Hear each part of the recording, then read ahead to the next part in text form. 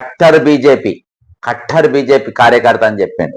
ఓసారి ఇందాం అసలు ఆయన ఏం చెప్పిండు అనేది ఒకసారి ఆయన ఇందాము. ఒక 2-3 మార్పులు జరిగినాయి మిత్రమా. ఆ మార్పుల గల కారణాలు ఏంటంటే మనం ఒకసారి వింటే బాగుంటది.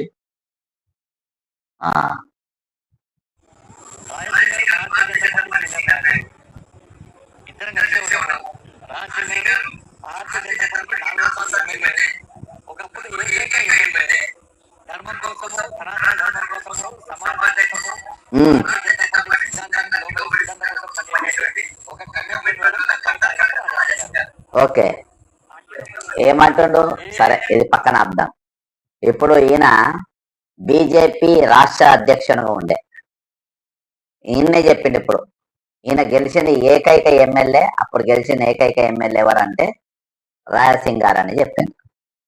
అటువంటి వ్యక్తికి మరి ఈరోజు ఈయన ఇది ఇంపార్టెన్స్ ఇవ్వకుండా, మరి ఆ రోజు ఫ్లోర్ లీడర్ ఇవ్వకుండా ఈయన ఎందుకు పక్కన పెట్టిండు? ఆయన ఫ్లోర్ లీడర్ ఎందుకు ఇవ్వలేదు? ఒకటే ఒక ఎమ్మెల్యే గెలిచింది కదా గట్టిగా. ఈరోజు సనాతన ధర్మం కోసం నిలబడ్డాడు, ఈరోజు ధర్మం కోసం దేశం కోసం నిలబడ్డాడు. ఈరోజు నువ్వు చెప్పినా చెప్పకున్నా ఎక్కడ ఏది జరిగినా ఆయన పై నిలబడతాడు. రాష్ట్రంలో కాదు, దేశ స్థాయిలో ఎక్కడ ఉన్నా దేశమంతా రాజాసింగ్ ను గుర్తుపడతారు. కానీ తెలంగాణ మీరు ఎందుకు గుర్తింపు ఇవ్వలేదు? నువ్వు కానీ కిషన్ రెడ్డి కానీ ఎందుకైనా ఫ్లోర్ లీడర్ ఇవ్వలేదు? ఈరోజు ఎన్నోసార్లు ఆయన ఒంటరి అయినట్టుగా ఎన్నోసార్లు కనబడ్డాడు. ఒంటరిగా ఉన్నాను అనేది ఎన్నోసార్లు కనపరుచుకున్నాడు ఆయన. కానీ ఈరోజు హఠాత్తుగా మీకు ఎందుకు అంత ప్రేమ ఆయన పైన పుట్టింది అనేది ఇది ఒక పెద్ద ప్రశ్న. ఈరోజు కారణం ఏంటనంటే, పోయిన వారము, ఒక వారం రోజుల క్రితము వీళ్ళు ఇదే సేమ్ కట్టర్ దేశం కోసం, ధర్మం కోసం 500 రూపాయలకు లీటర్ పెట్రోల్ అమ్మినా పర్వాలేదు అని చెప్పుకునే గిరీష్ దారమని కేవలము నరేంద్ర మోడీ కోసమే, నేను ధర్మం కోసమే చిత్రగుప్త ఛానల్ పెట్టుకున్నా అని చెప్పి బాజాప్త కండువా చేసుకొని నిలబడ్డటువంటి గిరీష్ దారమని పైన ఇప్పుడు ఏవైతే బండి సంజయ్ గారు రాజాసింగ్ గారి గురించి చెప్పారో, ఆనాడు ఆయన గురించి కూడా అదే భావన వీళ్ళందరికీ ఉండే. ఈరోజు ఆయన పైన దాడి జరిగిన తర్వాత ఈరోజు పెద్ద ఎత్తున 10 రోజుల క్రితం తెలంగాణలో ఉన్నటువంటి డిజిటల్ ఛానళ్ళు మొత్తం గిరీష్ ఇంటికి వెళ్ళి మరి ఆయన పరామర్శించి ఆయన పైన ఒక సంఘం కూడా ఏర్పడి, తర్వాత మరి ఈయన పైన వస్తున్న విమర్శలు, ఆయన బీసీ కమ్యూనిటీ అనేది బయటకు వచ్చింది, ముదిరాజ్ కమ్యూనిటీ అనేది, ఫెరోషియస్ కమిటీ అనేది కమ్యూనిటీ అనేది బయటకు వచ్చింది. ఇది నా పెద్ద నష్టపోతానేమో అనే డౌట్ వచ్చి ఈరోజు మరి ఇంతకంట అంటే దినేష్ దారమణి కంటే ఎమ్మెల్యే ఒక అడుగు పైన ఉన్నాడు కాబట్టి హిందుత్వ ఎజెండాలో నేను ఆయనను కలుపుకుంటే ఆ పేరు నాకు వస్తుంది, ప్లస్ కిషన్ రెడ్డికి వ్యతిరేకంగా నేను మద్దతుగా నిలబడతా అని చెప్పుకోవడానికి ఈరోజు మరి రాజాసింగ్ ను అక్కడికి పోయి గోషామాయకు వెళ్ళడం, ఆయనను పొగడడం. ఆయన కట్టర్ బీజేపీకి ఒకటే ఒక ఎమ్మెల్యే, ఇప్పుడు ఇద్దరు సిపిఎం లా ఒకరు ఎమ్మెల్యే గెలుస్తారు, ఒక్కరికి ఫ్లోర్ లీడర్ ఇచ్చేసిండ్రు. అప్పుడు ఇద్దరుంటే ఒకరికి ఇచ్చేస్తారు. కానీ బీజేపీగా అధ్యక్షుగా ఉన్న రోజులు ఆయనకి ఎందుకు ఫ్లోర్ లీడర్? కిషన్ రెడ్డి ఎట్లయినా దొక్కిండారు, అందరికి తెలుసు. మరి నీవెందుకు ఆయనకు నువ్వు ఫ్లోర్ లీడర్ ఇవ్వలేదు? ఈ రోజు ఎందుకు ప్రేమ వచ్చింది? ఒక దిక్కుకెళ్ళి కిషన్ రెడ్డి తొక్కుడు నన్ను, ఒక దిక్కుకెళ్ళి బండి తొక్కుడు. వీళ్ళందరూ కలిసి లాస్ట్కి ఎట్లా వచ్చిందంటే, వీళ్ళకు యాక్చువల్ గా బీజేపీ అనేది ఒక పీక్ స్టేజ్. అంటే రేపు వచ్చే పార్టీ అధికారంలోకి వచ్చే అవకాశాలు ఉన్నాయి బీజేపీ. కానీ పోయే తరుణంలో దాడి చేపించి మళ్ళీ ఆయన పైన తప్పుడు ప్రచారం చేపించింది. నేను కొంతమంది ఆడోళ్ళ లేడీస్ మొత్తం ఆయన ఇంటి మీద పోయిండు, ఆడోళ్ళ మీద ఆయన తప్పుడు మాటలు మాట్లాడుతుంది కాబట్టి అన్నాను. వీళ్ళు ఒక ప్రూఫ్ చూపించాలి, నేను మాత్రం కొన్ని ప్రూఫ్లు కూడా చూపించాను. మళ్ళీ ఒకసారి ఆ ప్రూఫ్ చూపెడతాను మిత్రమా. ఒక్కసారి మళ్ళా వాళ్ళ ప్రూఫ్లు నేను చూపెడతా. ఇగో ఇదొక proof.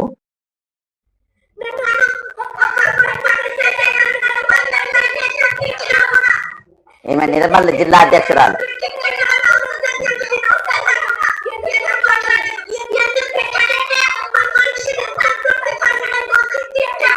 Proof number 1, proof number 2 ఈమె పేరు చెప్పింది కదా, ప్రూఫ్ నంబర్ 2 కూడా నేను చూపెడతా. ప్రూఫ్ నంబర్ 2 ఈమె మాజీ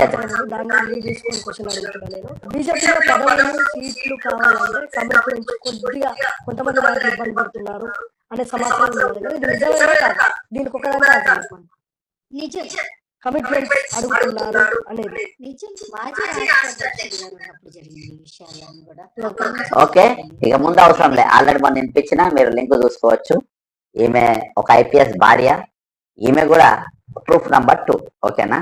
ఇక అయిపోయిన తర్వాత ఇప్పుడు ఇది జరిగింది గిరీష్ దారమోని పైన ఈయనతోని జరిగిన నష్టాన్ని పూరించుకోవడానికి ఈ రోజు వీళ్ళు ఎవరు సర్టిఫికేట్ ఇవ్వాల్సిన అవసరం లేదు. బండి సంజయ్ సర్టిఫికేట్ కానీ, కిషన్ రెడ్డి సర్టిఫికేట్ కానీ రాయాల్సిన అవసరమే లేదు. వాళ్ళు ఈ రోజు ఆయన గోషామహల్ ప్రజలు కానీ, దేశంలో ఉన్న ధర్మం కోసము బీజేపీ కోసం నిలబడే వాళ్ళందరూ కూడా ఈరోజు రాజసింగ్ ను గుర్తుపడతారు. ఆయన గుర్తింపు ఆయనకు ఉంది. నీవు నీ మైలేజ్ కోసం అక్కడికి పోయినావు, నీకు జరుగుతున్న నష్టాన్ని పూరించుకోవడానికి అక్కడికి పోయినావు. సరేనా. ఇది నంబర్ 1. రెండో ప్రేమ ఎవరి మీద పుట్టిందంటే, ఇది తొలి ప్రేమ రాయసింగ్ మీద పుట్టింది. ఇక రెండో ప్రేమ ఎవరి మీద పుట్టిందంటే, ఈరోజు బాబాసాహెబ్ మన రాజ్యాంగ నిర్మాత, మన ప్రదాత అయినటువంటి బాబాసాహెబ్ అంబేద్కర్ గారి పైన కూడా బండి సంజయ్ గారికి ప్రేమ పుట్టింది. అంటే ఇవాళ జయంతి అయితే ఒక రోజు ముందే గడిగేసిండు. ఎందుకు జరిగింది అనేది ఒకసారి మనం చూద్దాం, ఆయన విజువల్ చూద్దాం. ఎందుకు జరిగింది అనేది నేను వినిపిస్తాను. అది కూడా ప్రూఫే. ఏదైనా ప్రూఫులతోనే మాట్లాడాలి, ప్రూఫులు లేకుండా మనం మాట్లాడద్దు. కాళ్ళు గడిగిండు, కాళ్ళు కడుపిండ గడిగిండు, కాళ్ళ దగ్గర క్యాండిల్లు పెట్టిండు, కాళ్ళ కాడ క్యాండిల్లు పెట్టిండు, అన్ని బ్రహ్మాండంగా చేస్తుండు. మరి ఈయన బండి సంజయ్ గారు నేరెళ్ల సంఘటన కంటే ముందు ఆయన ఎవరో ఏందో ఎవరికి తెలియదు. ఆయన ఒక కార్పొరేటర్ మాత్రము. అది ఎక్కడి వరకు, ఓన్లీ అప్ టు మన ఇక్కడి వరకే పరిమితం, మన కరీంనగర్ వరకే పరిమితం. కానీ జిల్లా స్థాయిలో కూడా ఆయన పూర్తిగా తెలియదు. అసలు రాష్ట్ర స్థాయిలో గెలిచిండు, ఎంపీ అయిండు నేరెళ్ల సంఘటన తర్వాత. ఈరోజు నేరెళ్ల సంఘటన వాళ్ళు మరి బండి సంజయ్ గారు ఈ రోజు 8 సంవత్సరాలైన ఎస్సీ కమిషన్ లో మా కేసు ఎందుకు బయటికి రాలేదు, మాకెందుకు న్యాయం జరగలేదు, కేంద్ర సహాయ మంత్రి అయిన తర్వాత ఇప్పుడు ఆయన మీద, నేరెళ్ల హరీష్ మీద కూడా ఈరోజు నెగిటివ్ ప్రచారాలు స్టార్ట్ చేశారు. మన ప్రచారం ఏం చేస్తుండ్రు, ఆ ప్రచారం ఏమేం మాట్లాడిండ్రు, ఒకసారి ఎందుకు ప్రచారం చేస్తుండ్రు అట్లా అని చెప్పేసి నేరెళ్ల హరీష్ తో కూడా మనం ఫోన్ చేసి మాట్లాడదాం. మనకు అన్ని ప్రూఫ్లతో సహా దాడులతో మాట్లాడించినా కదా, ఈయనతో కూడా మాట్లాడదాం.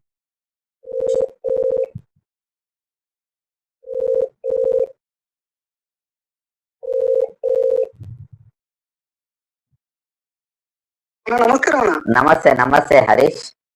చెప్పండి. బాగున్నా హరీష్? బాగున్నా హరీష్. ఎట్లుంది ఇప్పుడు మీ ఆరోగ్యం? ఎట్లుంటదన్నా, మా పరిస్థితి అంధకారమే. ఎంత చేసినా సంవత్సరం ప్రతిసారి తీరిపోతాం కానీ దీంట్లో ఏమన్నా రికవర్ అయ్యే పరిస్థితి ఉంటదన్నా. ఇక అంతేలే, కరెక్టే అన్న. ఇప్పటికి కూడా ఎవరు పని చేసుకునే పరిస్థితులు ఉన్నారన్న. ఎందుకు ఇప్పుడు మీ ఇష్యూ బయటకు తీసిన ఆయన ఏకంగా కేంద్ర సహాయ మంత్రి అయిండు, మిమ్మల్ని మొత్తం కాపాడిండు, చచ్చిపోకుండా కాపాడిందంట. ఇవాళ ఒకటేసారి ఆయనకు బండి సంజయ్ గారి గురించి నేను చెప్తున్నా. అప్పుడు కార్పొరేటర్ ఉండే కదా, ఇప్పుడు ఇవాళ ఏకంగా బాబాసాహెబ్ గారి, అంబేద్కర్ గారి కాళ్ళు ఒక రోజు ముందే గడిగిండు దినాన. అంటే ఒకటేసారి అంటే రాజా సింగ్ గారి మీద కూడా ఆయన బీజేపీ అధ్యక్షునిగా ఉన్నప్పుడు ఆయన ఈగను చూసినట్టు చూసిండు. ఆయన దేశమంతా గుర్తుపడుతుంది రాజా సింగ్. అటువంటి వ్యక్తికి ఒకడే ఒక ఎమ్మెల్యే గెలిచినా గానీ ఆయన అధ్యక్షునిగా ఫ్లోర్ లీడర్ కూడా ఇవ్వలేదు. తొక్కిండు కిషన్ రెడ్డి, ఒక దిక్కు తొక్కిండు, ఈయన ఒక దిక్కు తొక్కిండు. ఈ రోజు ఆ రోజు మాట్లాడిన పోయి ఆయన కట్టర్ బీజేపీ అని పొగిడిండు. మళ్ళా ఈ రోజు నేను నిన్న మొన్న వీడియోలు కూడా కొన్ని చూసిన, వీళ్ళ ట్రోల్స్ కూడా చూసిన. ఈ రోజు బాబాసాహెబ్ అంబేద్కర్ కాళ్ళు ఒకటేసారి ఆయన కాళ్ళు గడగడానికి గల కారణాలేంటి ఏంటి అంటే నువ్వు నాకు గుర్తుకొచ్చిన ఒకటేసారి ఏదో ఉన్నది దీని వెనక అనే మర్మం ఉన్నది. వెనక నీ మీద వీడియోలు కూడా అవుతున్నాయి, నువ్వు కూడా వీడియోలు చేసినావు. కారణం ఏం చెప్పగలుగుతావా? చెప్తానా. నేరెళ్ల కేసు గురించి సంజయ్ అన్న దాదాపు 8 సంవత్సరాలుగా ఆయనతో తిరిగినాం. నేరెళ్ల సంఘటన జరిగినప్పుడు ఆయన ముందు స్థాయిలో ఉన్నా అని చెప్పి ముందు స్థాయిలో ఉన్నాడు, కొట్లాడిండు, నేరెళ్ల కేసీ కమిషన్ ని తీసుకొచ్చిండు. అప్పుడు ఈయనతో పాటు కాంగ్రెస్ పార్టీ కానీ అన్ని ప్రతిపక్ష పార్టీలు ప్రతి ఒక్కరు, మానవ హృదయం అయితే ఎవరికైతే ఉంటుందో, మానవత్వం ఉంటుందో ప్రతి ఒక్కరు స్పందించారన్న. ఆ తరుణంలో మేము బలంగా నిలబడ్డ క్రమంలో మీకు న్యాయం చేస్తా, మీకు ఎవరైతే మీపై దాడి చేసిన వాళ్ళపై చట్టపరమైన చర్యలు తీసుకున్నాక నేను నిద్రపోను, మీకు వెన్నంటే ఉంటా అని చెప్పేసి మాకు నమ్మకంగా మాటలు చెప్పిండు. ఆ నమ్మకమైన మాటలు మేము 8 సంవత్సరాలు నమ్మినాము. ఈ 8 సంవత్సరాలలో మా ఎస్సీ కమిషన్ ఏమైందంటే వస్తుంది, రేపు వస్తుంది, ఎల్లుండి న్యాయం జరుగుతుంది, ఇక అవుతుంది అని చెప్పేసి 8 సంవత్సరాలు గడుపుకుంటూ వచ్చిందన్న. ఈ 8 సంవత్సరాల్లో మొన్న రీసెంట్ గా నేను పోయి అడిగిన, అన్న మా పరిస్థితి ఏందన్నా, మరి ఎస్సీ కమిషన్ పరిస్థితి ఏంది, మాకు ఇంకెప్పుడు న్యాయం జరుగుతుంది, మరి ఎన్ని సంవత్సరాలు అయితే మాకు న్యాయం జరుగుతుందని అడిగితే, నువ్వు రాసి పెట్టుకోపోయి ఊక 10 సంవత్సరాల నుంచి నేరల్ ఇష్యూ అంటున్నావు, నేరల్ ఇష్యూలో ఏం న్యాయం జరగదు, నువ్వు రాసి పెట్టుకో అని చెప్పేసి నాతో అన్న. నేను ఒకటే అన్న, మరి ఈ విషయం మీద మరి అప్పుడే స్టార్టింగ్ చెప్పారు కదన్నా, ఇన్ని రోజులు దింపించుకొని ఇన్ని రోజులు చేసి ఇలా న్యాయం జరగాలంటే ఎట్లన్నా, మరి మా కుటుంబాల పరిస్థితి ఏందో, మా పరిస్థితి ఏందని అడిగిన. అడిగితే నేనేం చేయాలి పోయి, నా డ్రైవర్లకు జీతాలు ఇచ్చే పరిస్థితుల్లో నేను మీకేం చేయాలని చెప్పేసాడు.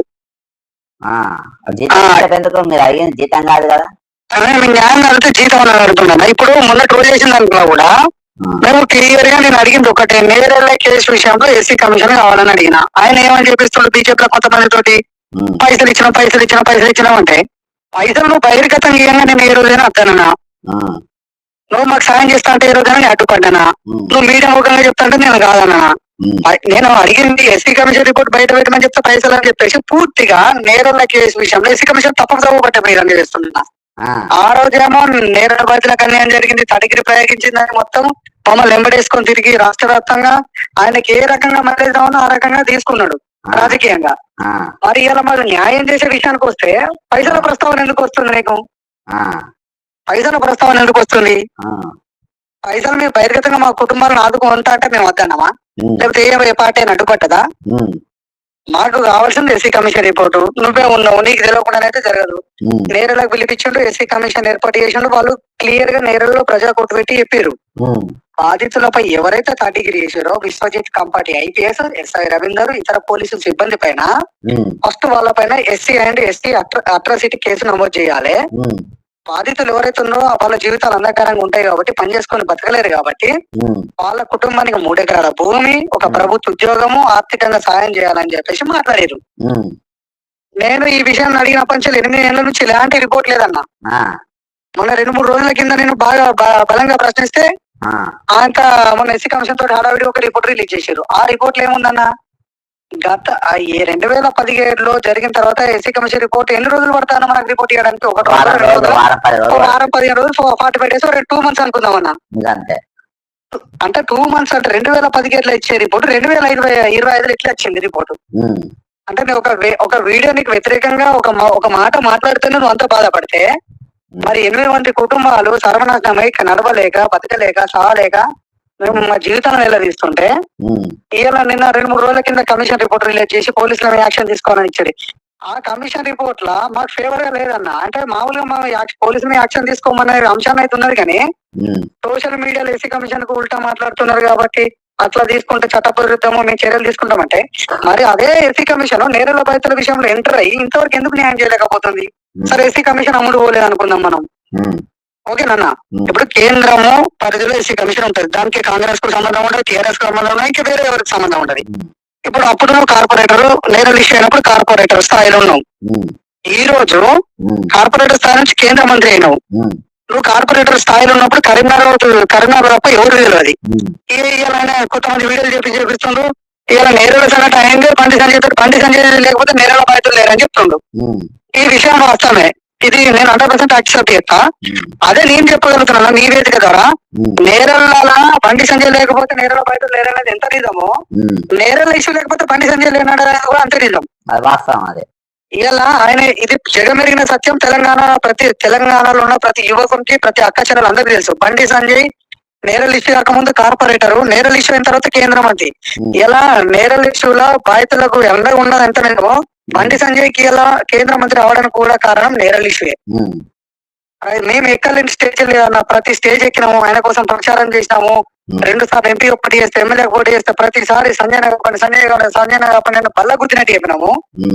మరి ఇలా మాతో కూడా నువ్వు కేంద్ర మంత్రి అయినావు కదా, అది ఎందుకు చెప్తలేవు? మరి దాని గురించి కూడా చెప్పాలి కదా. ఒక్కసారి నువ్వు డైరెక్ట్ కార్పొరేట్ నుంచి డైరెక్ట్ ఎంపీ అయిపోయినావు, అంతే కదా, కాలేదు కదా. తెలంగాణ సమాజం చూసిరు కదా. మేము కూడా ఇప్పటికి కూడా ఏం ఆయన మీ అబద్ధాలు చెప్పడానికి లేమన్నా. ఆయన నేరల లిస్టులో కష్టపడ్డాడు, తీసుకొచ్చిండు. మరి ఇవాళ నువ్వు ఎందుకు న్యాయం చేయలేకపోతున్నావు? నీకు ఎక్కడ అర్థమవుతుంది మాకు న్యాయం చేస్తే? ఎస్సీ కమిషన్ రిపోర్ట్ నువ్వు ఎందుకు బయటకెళ్తే? నువ్వు అప్పుడు కార్పొరేటర్ స్థాయిలో ఉన్నావు, ఇప్పుడు ఎంపీ అయినావు, మంత్రి అయినావు. మంత్రి హోదాలో ఒక మళ్ళా ఈ ఐపీఎస్ లో మీద ఒక బాస్ అయినా, ఐపీఎస్ లో అందరికీ ఒక బాస్. నీ చేతిలో ఉంది ఇవాళ పవర్. ఎస్సీ కమిషన్ రిపోర్ట్ పెద్ద బాస్ అబ్బా. ఇప్పుడు ఆయన రాష్ట్రంలో హోంమంత్రి లేడు కాబట్టి, ముఖ్యమంత్రి హోంమంత్రి కాబట్టి ఇద్దరు కూడా ఇవాళ పెద్ద బాస్ లెక్కనే ఉన్నారు. మీరు ఇప్పుడు అయినా ఐపీఎస్ ల మీద బాస్ ఉన్నాడన్న, నీ చేతిలో పవర్ ఉంది. ఎస్సీ కమిషన్ రిపోర్ట్ నిన్న ఇవాళ ఎందుకు వచ్చింది? 2017 ఎందుకు రాలేదు? ఇవాళంతా సడన్ గా ఎందుకు వచ్చింది అంటే, ఈయన గురించి మంచిగా చెప్పి స్టేజ్ లెక్కి అన్న కాపాడి అంటేనేమో ఆ రోజు హరీష్ మంచోడు అయిండు. ఈ రోజు నేరల కేసులో ఎస్సీ కమిషన్ రిపోర్ట్ ఎటువైంది అనంటే, హరీష్ లంగాయిండు, దొంగాయిండు, మొత్తం బ్లాక్ మెయిలర్ అయిండు, బ్లాక్ మెయిల్ రాజకీయాలు చేస్తుండే, నేను పైసలు తీసుకున్నాడు. ఇవన్నీ అన్న, నేను బ్లాక్ మెయిల్ రాజకీయాలు చేసి నేనే వాళ్ళ రాష్ట్రానికి ముఖ్యమంత్రి అయ్యేది ఉన్నదా? లేకపోతే కేంద్రానికి ప్రధానమంత్రి అయ్యేది ఉన్నదా? నేను ఎమ్మెల్యే అయ్యేది ఉన్నదా? ఎంపీ అయ్యేది ఉన్నదా? నేనేం బ్లాక్ మెయిల్ రాజకీయాలు చేస్తాను? నాకు అన్యాయం జరిగిందని నీ దగ్గరకు వచ్చినాము. నీ దగ్గరకు వస్తే నువ్వు న్యాయం చేయాల్సింది పోయి అన్యాయం చేసిన వాళ్ళ కంటే ఎక్కువ నువ్వు అన్యాయం చేస్తాయి. ఇలా మేము ప్రశ్నించొద్దా మరి? నేను అంతే కదా, నేను అడగొద్దా మరి? ఇంకా 8 ఏళ్ళు అవుతుంది, ఇప్పటికే చాలా లేట్ అయింది. 8 సంవత్సరాలకు ఒక కేసులో, ఇంత దేశవ్యాప్తంగా సంచలనం సృష్టించిన కేసులో ఇలా కేంద్రంలో మీరు అధికారం ఉండి మాకు ఎందుకు న్యాయం చేయలేకపోతారు? అది బహిర్గతం చేయాలి కదన్నా. న్యాయం చేస్తా అంటే మరి నిన్న ఎవరైనా అప్పుకున్నారా? మరి ఆ విషయం కూడా చెప్పాలి కదా. ఇప్పటికి కూడా నేను సంజయ్ ఒకటి చెప్తున్నా, కేంద్రంలో మీరు అధికారం ఉన్నారు. ఎస్సీ కమిషన్ మీరు రిపోర్ట్ నామమాత్రంగా నిన్న మొన్న ఒకటి రిలీజ్ చేసి ఇక మా చేతులు అయిపోయిన దులుపుకునే పరిస్థితి లేదు. ఆ రోజు ఏవైతే మీడియా ముఖంగా ప్రజాకోట్లు ఏవైతే విషయాలు చెప్పారో ఆ రూపకంగా లెటర్ మాత్రం రావాలి, అంతే కదన్నా. ఇప్పుడు మీడియాలో ఒకటి చెప్పి నువ్వు లెటర్ ఒకటి రిలీజ్ చేస్తే ఎవరికి న్యాయం జరుగుతా అని ఏమున్నది? ఒక్కసారి అందరు, నేను బీజేపీ కార్యకర్తలతో పాటు తెలంగాణ సమాజాన్ని కూడా అందరూ అడుగుతున్నా, మీడియా ముఖంగా ఏం చెప్పారు? ఎవిడెన్స్ పేపర్ ప్రకారంగా ఏమి ఇచ్చారు? కనీసం కొట్టిన ఎస్పీ విశ్వజిత్ కంపటి పేరు అలా మెన్షన్ చేయలేదు, ఎస్ఐ రవీంద్ర పేరు మెన్షన్ చేయలేదు, అలా అట్రాసిటీ కేసులు పెట్టాలని కూడా మెన్షన్ చేయలేదు. మరి ఎస్సీ ఎస్టీ అట్రాసిటీ చట్టము నామమాత్రంగా ఉంటుందా? ప్రజల కోసమే పనిచేస్తుందా? అంతే కదా. ప్రజల కోసం పనిచేసినప్పుడు మేము వాళ్ళ మీద అలిగేషన్ చేసినప్పుడు మీరు వచ్చి పూర్తి స్థాయి ఎంక్వైరీ చేశారు. మీరు కూడా వీడియో రికార్డ్ చేశారు. ఆ వీడియో రికార్డ్ ప్రకారం కొట్టిన పేరు మీద ఎస్సీ ఎస్టీ అట్రాసిటీ కేసు పెట్టి ఆ కమిషన్ రిపోర్ట్ విడుదల చేయాలి. కానీ ఆ బాధితులకు యాక్షన్ తీసుకుంటారు అని చెప్పేసి మాత్రం high level committee, SC commission ఇక్కడ వచ్చి ఎంక్వైరీ చేసిన తర్వాత ఇంకా హై లెవెల్ కమిటీ ఏందన్న? ఎవిడెన్స్ మీరు కళ్ళ ముందు చూస్తుంది. అంతే. ఇప్పుడు దేశవ్యాప్తంగా ఉన్న నాయకులు ప్రతి ఒక్కరు, బీజేపీ వాళ్ళు, టీఆర్ఎస్ వాళ్ళు, కాంగ్రెస్ వాళ్ళు ప్రతి ఒక్కరు వచ్చి మా గాయాలు చూసారు, మమ్మల్ని పరామర్శించారు. కుల సంఘాలు వచ్చినాయి, నాయకులు వచ్చారు, యువ సంఘ నాయకులు, ప్రతిపక్ష నాయకులు అందరూ వచ్చి చూసారు కదా. మీ కళ్ళ ముందరనే కదన్నా మా గాయాలు కనబడ్డది. మీరే కదన్నా ప్రత్యక్ష సాక్ష్యం అందరం. మరి ఇంత ప్రత్యక్ష సాక్ష్యం ఉండగా ఇంకా కోర్టులలో మమ్మల్ని ఇంకా చట్టాలలో ఇంకా కమిషన్ రిపోర్ట్లలో ఇంకా అబద్ధాలు రాయడం ఎందుకన్నా? అంతే కదా. నేను ఇదే బండి సంజయ్ ఇదే మీ వేదిక అడుగుతున్నా అన్న, తెలంగాణ ప్రజల సాక్షిగా తెలంగాణ దళితుల పక్షాన నిజంగా నువ్వు నిలబడ్డట్టయితే, నువ్వు నిజంగా దళితుల మీద ప్రేమ ఉంటే, నిజంగా నీకు అంబేద్కర్ మీద ప్రేమ ఉంటే, నేరేళ్ల బాధితులమైన మాకు నువ్వు కేంద్ర ప్రభుత్వం నుంచి ఎట్లాంటి సాయం చేసి మాకు ఎస్సీ కమిషన్ రిపోర్ట్ తెప్పిస్తావో, తెలంగాణ అందరికి సమాజం ఇక్కడ పవర్ ఉంది, నీ పవర్ నువ్వు చేసి మాకు న్యాయం చేయి. మా దళిత సామాజిక వర్గాల చిన్న వాళ్ళ మీద నువ్వు మా మీద కక్ష సాధింపు చర్య చేస్తే నీకేం లాభం అవుతుంది? అంతే కదా. ఇప్పటికే మేము శారీరకంగా మానసికంగా అన్ని రకాలుగా ఓడిపోయి మేము ఒక శరీరాలు కనబడుతున్నాయి అన్న, బతికే పరిస్థితి లేదన్నా. మా మీద నువ్వు ఇంకా దుష్ప్రచారం చేస్తా అన్నా నీకు మంచిది కాదు, నీ కుటుంబానికి కూడా మంచిది కాదు. మా కన్నీళ్లు, మా కలకాల, మా ఆవేదన, మా ఆక్రోశం అన్ని నీకు మంచిది కాదు. మీకు అన్యాయం చేసిన వాళ్ళందరూ ఇవి. అవును, నీకు మంచిగా చెప్పినప్పుడేమో హరీష్ మంచోడు అవుతాడు, నేను ప్రశ్నిస్తే హరీష్ చెడ్డోడు ఎట్లా అవుతాడన్నా? అంతే కదా. నువ్వు జవాబు చెప్పాలి కదన్నా. తెలంగాణ ప్రజల సాక్షిగా చెప్పు. నువ్వు నేరేళ్ల కేసులో నువ్వు చూసిన ఆధారాలతోటి చెప్పు. నువ్వు ఆ రోజు కొట్లాడినావు. ఇవాళ తెలంగాణ ముఖ్యమంత్రి రేవంత్ రెడ్డి గారికి నువ్వు ఒక బహిరంగ లేఖ రాయి. నేరేళ్ల బాధితులకు ఆ రోజు ప్రతిపక్షంగా హోదాలో ఉండి మనం అందరం పోయినాము, మనం అందరం గాయాలు చూసినాము, మనం అందరము బాధితుల పక్షాన్ని నిలబడ్డాము, ఇలా నేరేళ్ల బాధితులకు న్యాయం చేయాల్సిన బాధ్యత మనకుందని చెప్పి రేవంత్ రెడ్డి గారికి ఒక బహిరంగ లేఖ రాయి. ఎస్సీ కమిషన్ కు లేఖ రాయి. ఆ రోజు మీరే వచ్చారు కదా, మనమే ఎంక్వైరీ చేసినాము, ఇలా తప్పుడు రిపోర్ట్లు ఎట్లు ఇస్తారని చెప్పి ఎస్సీ కమిషన్ కు లేఖ రాయి. అమిత్ షా గారికి లేఖ రాయి. కేంద్ర హోంమంత్రి గారికి నేరేళ్ల బాధితుల్లో వాళ్ళని ఎస్పీ ఇట్లా తాడిగిరి ప్రయోగించడం వాళ్ళకి అన్యాయం జరిగింది సార్, వాళ్ళకి న్యాయం చేసే బాధ్యత మన కేంద్ర ప్రభుత్వం మీద ఉందని అమిత్ షా గారికి రాయి. నరేంద్ర మోడీ గారికి లెటర్ రాయి. మాకు న్యాయం చేస్తా అంటే నత్తనటోళ్ళు ఎవరు తెలంగాణలో? అంతే కదా. నేను చాలా సందర్భాల్లో అడిగిన అన్న అమిత్ షా గారికి లెటర్ రాయన్న, అమిత్ షా గారిని కలిపిరన్నా. కరీంనగర్ లో ఎన్నికల ప్రచారంలో వచ్చినప్పుడు అమిత్ షా గారు స్వయంగా మాట్లాడారు. నేరేళ్ల ఘటనలో దళితుల పైన థర్డ్ డిగ్రీ ప్రయోగించి వారి జీవితం నాశనం చేశారని. ఆ రోజు కలిపి అన్న అడిగిన, నరేంద్ర మోడీ గారు వచ్చినప్పుడు కూడా కలిపియమని చెప్పిన, వీళ్ళందరూ కలిపియమని ప్రతిసారి అడిగిన, ఎప్పుడు కానీ అవుతుంది అవుతుంది అవుతుంది అవుతుంది అని కాలయాపన చేసుకుంటా 8 సంవత్సరాలకు వచ్చినాక నాకు సంబంధం ఏం చేతులు ఎత్తేస్తే ఈ రోజు మా బాధిత కుటుంబాలు ఎటు పోవాలి మరి? మాకు సమాధానం ఎవరు చెప్పాలి మరి? మాకు ఎస్సీ కమిషన్ రిపోర్ట్ ఎట్లా రావాలి మరి? నీకు బాధ్యత లేదా? దళితుల గురించి నువ్వు గొప్పగా మాట్లాడితే మరి మేము దళిత సామాజిక వర్గాలమే కదా, బీసీ బిడ్డలమే కదా, ఇల్లున్నది. అగ్రవర్ణ కులాలు ఎవరు లేరు కదా, మరి మాకు ఎందుకు న్యాయం చేయవు? మేము ఎస్సీ కమిషన్ రిపోర్ట్ అడిగితే తప్ప? అడగొద్దా? మరి ఇయ్యరా? మాకు న్యాయం చేయరా? ఈ దళితులు అంటే ఎప్పుడు అనవార్య వర్గాల లెక్కనే బతుకన్నా ఇంకా కూడా మాకు న్యాయం చేయరా? మాకు కనీసం న్యాయం జరిగే హక్కు కూడా ఈ భారతదేశంలో మాకు లేదా మరి? స్వేచ్ఛగా బతికే హక్కు లేదన్నా? మాకు అన్యాయం జరిగితే కూడా అడిగే హక్కు లేదన్నా? ఖచ్చితంగా ఉంటది, ఎందుకంటే బరాబర్ ఉంటది. నేను ఇప్పటికీ కూడా చెప్తున్నా, తెలంగాణ ప్రజలందరికీ కూడా చెప్తున్నా, వాస్తవ విషయాలు గ్రహించండి. అప్పుడు ఆయననే ఎంబడేసుకొని కొట్లాడని చెప్పిండు, ఇప్పుడు ఆయననే న్యాయం చేయలేకపోతుండు. ఎస్పీ కమిషన్ రిపోర్ట్ లో విశ్వజిత్ కంపటి ఐపీఎస్ పైన, ఎస్ఐ రవీందర్ పైన, పోలీస్ సిబ్బంది పైన చట్టపరమైన చర్యలు తీసుకోవాలని గవర్నమెంట్ కి ఎస్సీ కమిషన్ నుంచి రిపోర్ట్ మీవి అని చెప్పండి అన్న. ఖచ్చితంగా మనం కూడా పోయి కలుద్దాం హరీష్, నువ్వు ఒకసారి రా ఈ మధ్యలో. ఎస్సీ కమిషన్ ఇక్కడ సార్ కూడా మంచోడు హైదరాబాద్ లా, ఒకసారి కమిషన్ కూడా కలిసి మనం రిప్రజెంటేషన్ కూడా ఇద్దాం. మనం ఇచ్చి మన ప్రజలలో పోదాం, ఇక ప్రజలలో పోదాము అన్న. ప్రజల వేదికగానే రావడానికి సిద్ధంగా ఉన్న బాధిత కుటుంబాలన్నీ అన్న ఇలా పని చేసుకోవాలని బతకలేని పరిస్థితులు ఉన్నాయి. అందరికి పిల్లలు ఉన్నారు, కనీసం వాళ్ళని స్కూళ్ళలో చదివిద్దామంటే ఫీజులు కట్టే పరిస్థితులు లేరన్నా. ఇది ఇది ఇది ఇది పరిస్థితి. ఖచ్చితంగా బతకాలన్నా దయచేసి తెలంగాణ సమాజం మా వెంట ఉండాలి, మాకు న్యాయం జరిగేదాకా మీరు నిలబడాలి. ఎందుకంటే మీ ధైర్యంతో మేము నిలబడ్డాము. అంతే, ఇలా మాకు అన్యాయం జరుగుతుంది, మీరు కంపల్సరీ మీరు ప్రశ్నించాలి, అడగాలి, మాకు అండగా నిలబడాలి. న్యాయం జరిగే వరకు మీరు మా వెంట ఉండాలి అని చెప్పేసి మీడియా ముఖంగా మీ ముఖంగా అందరికి ధన్యవాదాలు తెలియజేస్తున్నాను. Thank you brother. మళ్ళీ మిత్రమా, ఇది రగులుతున్న ఒక కడుపు, దెబ్బతిన్న ఒక కడుపు. ఈరోజు ఆయనకు అన్యాయం చేస్తారు. బాబాసాహెబ్ అంబేద్కర్ గారి వారసులైనటువంటి ఎవరి కోసమైతే రిజర్వేషన్లు తీసుకొచ్చిన వాళ్ళనేమో తల మీద కాలేసి తొక్కుతాడు. ఈయన కాళ్ళు మొక్కుతాడు, ఆ కాళ్ళు తీసి నెత్తి మీద పెట్టి తొక్కుతాడు. ఇది పరిస్థితి.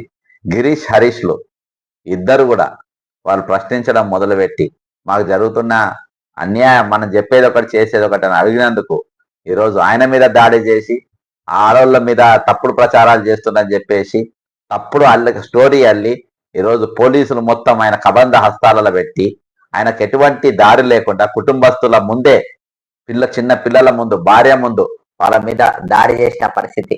ఈరోజు అదొక దిక్కు అయితే, ఇంకో దిక్కు మరి హరీష్ మాకు చేసిన అన్యాయం ఏంటి? ఈరోజు మా మీద దాడి చేసిన పోలీసుల పేర్లు ఎందుకు లేవు, మీరు ఏం చేస్తున్నారని అడిగినందుకు ఆయన మీద డబ్బులు తీసుకున్నారని చెప్పి ప్రచారం. అంటే పేదోళ్ల పైన, బడుగు బలహీన వర్గాల పైన డబ్బులు తీసుకున్నారు, బ్లాక్ మెయిల్ చేస్తున్నారు అని ఇటువంటి ప్రచారాలు చేయడం ఎంతవరకు సబబు అని చెప్పేసి నేను ఈరోజు బీజేపీ నాయకులందరినీ అడుగుతున్నా. ఈరోజు మీరు ఎవరిని పోయి పరామర్శించారు, ఎవరిని అడగారు. ఈ రోజు మీకెందుకు మేము మీతో నిలబడతామని చెప్పి తక్కిన నాయకులు కూడా నిలబడరు. ఈరోజు ఎన్నర్లేంది రాజా సింగ్ పైన ప్రేమ, ఎన్నర్లేంది బాబాసాహెబ్ అంబేద్కర్ గారి కాళ్ళ పైన కూడా ప్రేమ పుట్టిందని అంటే ఈ రోజు వాళ్ళ స్వార్థం కోసం, నీచ రాజకీయాల కోసం ఎంతైనా దిగజారుతామని చూపించుకుంటారు. మాకు ఎదురు తిరిగితే దాడి చేస్తాం, తప్పుడు ప్రచారాలు చేస్తాం, గ్లోబల్ ప్రచారం చేస్తాం, ఏమన్నా అడిగితే మనం డబ్బులు అడుగుతుండ్రు, బ్లాక్ మెయిల్ చేస్తున్నా అని చెప్పి బ్లాక్ మెయిల్ లో ముద్ర చేసే పరిస్థితికి ఈసారి ఒక కేంద్ర మంత్రి దిగజారుతుందంటే అర్థం చేసుకోవాలి. 8 మంది ఎమ్మెల్యేలు ఉంటారు, 8 మంది ఎంపీలు ఉంటారు, 2 ఎమ్మెల్సీలు ఉంటారు. ఈ రోజు జరుగుతున్న రావణ కాష్టాన్ని, జరుగుతున్న దాడులను చూసి, అప్రజాస్వామ్య చర్యలను చూసి ఎవరు కూడా ఖండించారు. ఈ రోజు బీజేపీ వచ్చే రోజులలో అధికారంకి వచ్చే దిశగా ఉందని చెప్పి అనుకునే పరిస్థితులలో అది ఎట్లా వస్తుందో చూస్తామని చెప్పేసి బండి సంజయ్ లాంటి వాళ్ళు, కిషన్ రెడ్డి వాళ్ళు వాళ్ళ ప్రయత్నాలు వాళ్ళు చేస్తున్నారు. ఇది జరుగుతున్నటువంటి ఈ వీడియోను సాధ్యమైనంత వరకు షేర్ చేయండి. నేను చెప్పింది వాస్తవాలు, నేను చూపించిన సాక్ష్యాలు కూడా వాస్తవాలు అయితే మీరు దాని మీద కామెంట్ చేయండి అని కోరుకుంటూ సెలవు తీసుకుంటున్నా. జై తెలంగాణ, అమరవీరులకు జోహార్.